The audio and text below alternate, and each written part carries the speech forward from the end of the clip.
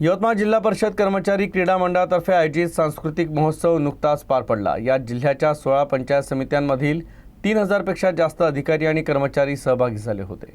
या सांस्कृतिक कार्यक्रमाचे उद्घाटन यवतमाळ जिल्हा परिषदेचे अतिरिक्त मुख्य कार्यकारी अधिकारी संतोष धोत्रे यांच्या हस्ते करण्यात आले। जिल्ह्यातील 16 पंचायत समितीमधील जिल्हा परिषद कर्मचाऱ्यांनी या सांस्कृतिक कार्यक्रमात सहभाग नोंदवला।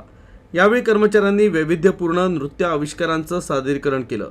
एकापेक्षा एक सरस असं नृत्य सादर करून उपस्थित मंत्रमुग्ध झाले होते।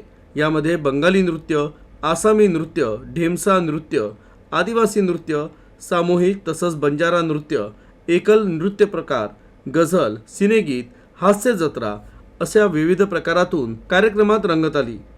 यावेळी हजारोच्या संख्येने अधिकारी आणि कर्मचारी तसंच त्यांचे कुटुंबीय उपस्थित होते। तर विविध राज्यातील पारंपरिक तसंच नृत्य सादर करून विविध संस्कृतीचं दर्शन घडलं। तर पंचायत समितीमधील कर्मचाऱ्यांनी देखील आपापल्या कलेचं सादरीकरण केलं।